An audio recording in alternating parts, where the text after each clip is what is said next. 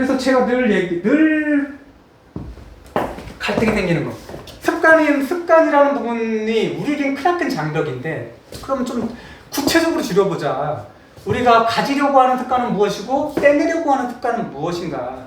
지금 좋다 나쁘다라고 지금 앞에는 이렇게 번역을 썼지만 실질적으로 이걸 빼더라도 좋은 습관 대표적으로 이것 말고도 많이 있겠죠. 개인적으로 다를 수도 있고, 독서나 운동을 좋은 습관이라고 치고, 나쁜 습관을 게임이나 흡연이라고 쳤지만 누군가에겐 게임은 직업이 될 수도 있어요. 그렇죠? 누군가의 흡연은 직업이 될 수 있어요. 왜? 이거 지금 KTNG 담배인상공사 KTNG 같은 경우는 거기서는 그 담배 맛을 보고 다 개발하는 분들도 있잖아요. 그분들에게 흡연은 그냥 삶이잖아요. 직업이고. 뭐 그런 특정한 것들을 빼놓고 일반적이라고 하는 것도 좀 그렇지만, 이렇게 봤을 때 우리는 이런 것들을 안 하고 이런 것들을 했으면 좋겠어요. 근데 그게 어렵다라는 거예요. 그렇지만 본인에게 그건 다 아실 거예요. 나는 이런 것들은 좀 만들었으면 좋겠고 이런 것들을 안 했으면 좋겠다라는 것이 있다라는 거죠. 그런 것들은 정할 필요가 있어요. 그러면 이게 실질적으로 모든 이런 행동을 다 교육에 있어서 그런 행동심리학도 그렇고, 행동에 대해서 교육을 제어하는 모든 파블로프도 그렇고, 뭐 이런 행동을 가지고 제어하려고 했던 그런 모든 학파들은 대부분 이런 것들이 숨어 있어요.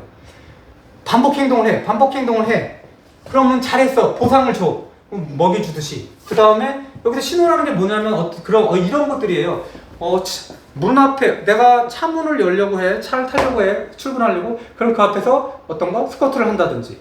나는 음식물 쓰레기를 버리려고 해. 그 앞에서 거기서 스쿼트를 한다든지. 이런 신호를 자기가 만든다라는 거. 화장실에 가. 그럼 화장실에도 책이 있어요. 조그만 책이. 그럼 화장실에 앉으면 난 책을 읽는다든지. 이게 뭐 좋다고 나쁘다고는 개인적으로 다르겠지만, 이런 것처럼 신호가 오면 무조건 한다는 거예요. 그래서 이런 책들이 많아요. 반복 행동을 하기 전에 뭔가 이 신호가 있으면 나는 무조건 하는 거야. 이렇게 연결하는 거. 그 중에 하나가 하나 둘 셋 하면 무조건 일어나. 일어나야 돼. 하나 둘 셋. 3시 쉬는 거야. 3시. 그럼 일어나. 이 책도 많이 팔렸어요. 아주 단순하잖아요. 근데 이게 진짜 근본적으로 문제가 해결이 되느냐. 늘 느끼는 거지만 이런 것들은 스킬이에요. 스킬은 누군가에게는 적용이 될 수가 있는데 누군가에게서는 적용이 안 되고 대부분에게서는 안 먹히더라고요. 늘 제가 뭔가 공허하다라는 게 이런 거예요. 보상? 그럼 아이들에게 너 잘했어. 칭찬을 해주면 고래도 춤춘다는데 칭찬이 그러면 지속 가능한가?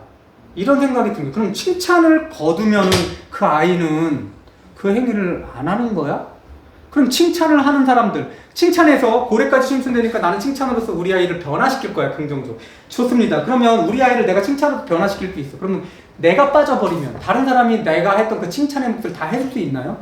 그 아이가 사회에 나가면 엄마가 해줬던 또는 아빠가 해줬던 그 칭찬의 개수나 칭찬의 양, 칭찬의 질을 다 받을 거예요? 그렇지 않으면 그 칭찬이 끊어지면 그 다음에 그 행동들은 유지가 안 되나요? 그러기 전에 내적 동기라는 게 반드시 생겨야 되는 거예요. 내적 동기라는 건 뭐냐면 그게 재밌어야 돼. 그게 책 읽는 게 재밌어야 되고, 그 다음에 운동하는 게 재밌어야 된다. 재미있어서 해야 돼요.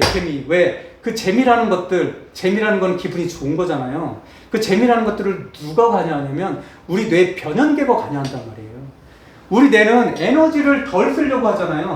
우리 뇌는 전체 신체에서 2% 정도의 무게를 차지하지만 에너지의 20%를 써요.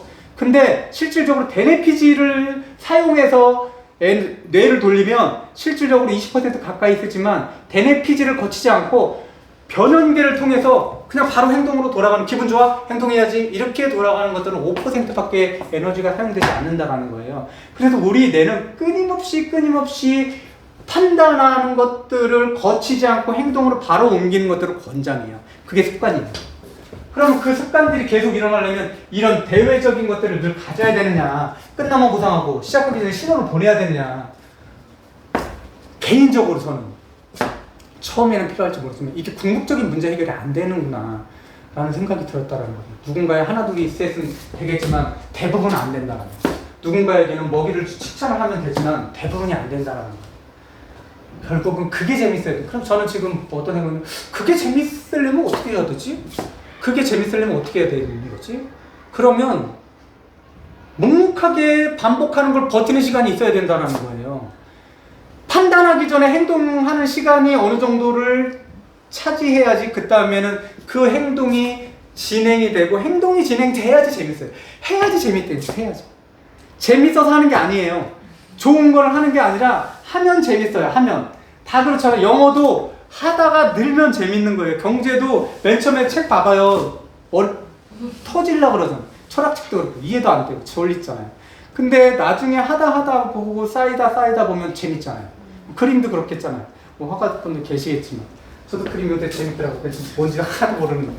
지금도 뭐 여전히 잘 못하지만 그렇게 뭔가 이렇게 눈송이 하나가 2개가 붙고 3개가 붙고 이렇게 눈덩이가 되면 이 스노우볼은 굴러가지고 큰 눈사람이 될 수 있더라고요.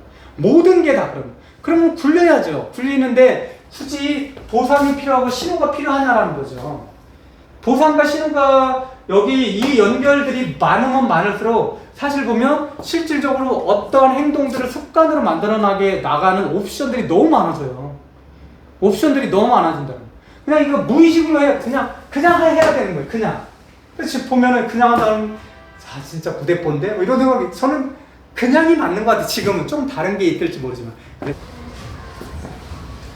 그래서 제가 지금까지 발견한 건 뭐냐면 습관 다 좋다 이거예요. 습관 아까도 얘기했죠. 의지, 열정 좋아요. 근데 의지도 열정도 시간이 지나면 바래진다. 습관도 어느 순간이 지나면 굉장히 지루하고, 그리고 이게 힘들어지는 그 순간에는 집어던지는 경우가 있어요. 그래서 술을 뭐 10년 끊다가도 다시 먹고, 담배도 그렇고, 그리고 도박을 끊었다가 다시 하기도 하고, 뭐 마약이 그래도 되게 어려운 거잖아요. 뭐 이런 것처럼 한 번에 일순간에 여태까지 쌓았던 그런 좋은 습관들이 날아가는 경우가 많아요. 그럼 뭐가 필요하냐? 강한 개념이라는 거예요. 개념이 뭐냐면 정확한 지식을 반복해서 머릿속에 집어넣는 거예요. 공부하고 또 다른 거예요. 아주 정확한 지식.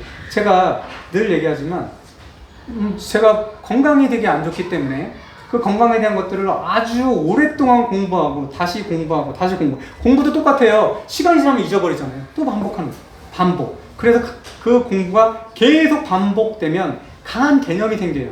그럼 건강에 대한 강한 개념이 생기면, 건강에 대한 강한 개념이 생기고, 그러면 술의 메커니즘이 어떻게 진행이 되는지, 당뇨의 메커니즘이 어떻게 진행이 되고, 중성지방이 왜 생기는지, 고혈압이 왜 생기는지, 저는 그거를 제가 관계되기 때문에 하도 많이 봐서 이제 머릿속에 줄줄줄 외워질 정도로 나오니까 어느 순간에 제가 거기서 일탈된 행동들을 하잖아요. 뭐 이런 탄수화물을 또 엄청 많이 먹고 이러고 그러면 다시 그 개념으로 돌아가야 돼요.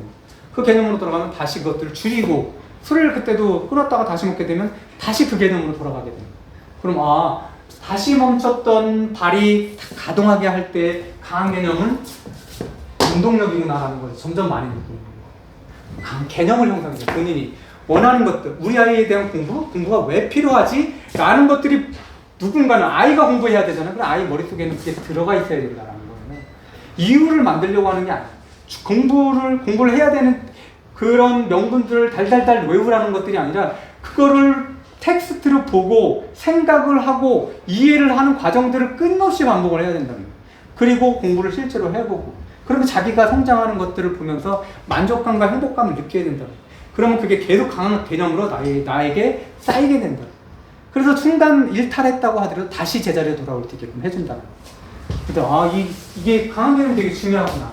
그래서 그 어머님들이 뭐 육아법 이런 것들 많이 받아요. 그 반쪽에 대한 책들 뭐 이러면 힘들 때 보잖아요. 시간이 지나면 또 잊어버려요. 다시 봐야 돼요. 다시. 그래서 자기개발도 저쪽에서 보면 그런 것들, 성공의 법칙 뭐 이런 것들이나 그 데일 카네기가 썼던 뭐 이런 여러 책들을 보면 한 번에 끝나라는 책은 없어요. 그렇죠. 평생을 봐야 돼요. 순간순간. 내가 필요할 때 언제든 꺼내서 또 보는 거예요. 처음부터 끝까지 볼 필요는 없죠. 그런 것들이 강한 개념을 만드는 방법이에요. 자주 본다. 잊어버렸을 것 같으면 자주 보고, 지식이 바랬다 자주 보는 거예요. 개념을 늘 형성해야 된다. 헷갈리면 안 돼요. 내 지식이 헷갈려지기 시작하면 그때는 행동이 헷갈려지게 되는 거고, 행동에 어떤 여지가 생긴다.